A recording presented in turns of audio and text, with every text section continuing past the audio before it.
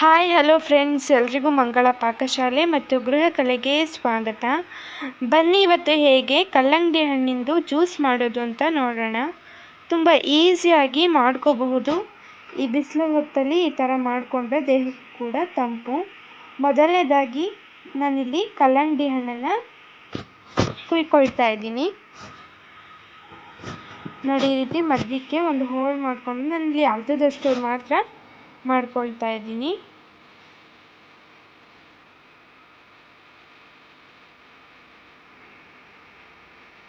First ಈ ರೀತಿ ಕಲ್ಲಂಗಡಿ ಹಣ್ಣನ್ನು ಪೀಸ್ ಮಾಡ್ಕೊತಾ ಬರಬೇಕು.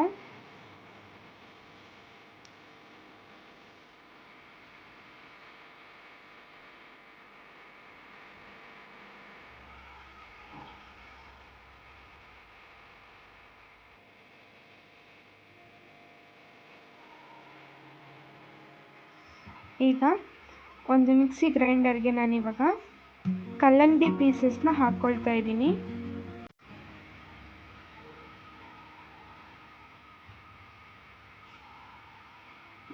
ನೋಡಿ, ಈ ರೀತಿ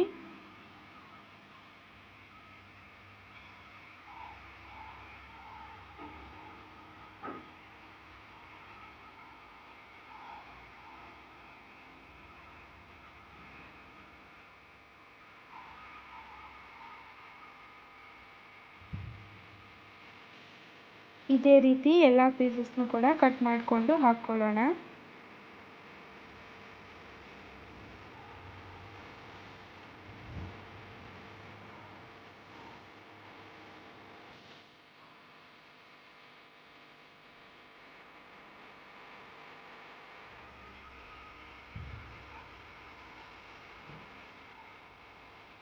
ಈಗ ನಾನಿಲ್ಲಿ ಸಕ್ಕರೆನ ಹಾಕ್ಕೊಳ್ತಾ ಇದ್ದೀನಿ. 2.5 ಸ್ಪೂನಷ್ಟು ನಾನಿಲ್ಲಿ ಸಕ್ಕರೆ ಹಾಕ್ಕೊಂಡಿದ್ದೀನಿ. ಇದಕ್ಕೆ ನೀರೇನು ಹಾಕೋದು ಬೇಡ, ಹಾಗೇನೆ ಗ್ರೈಂಡ್ ಮಾಡ್ಕೊಳ್ಳೋಣ.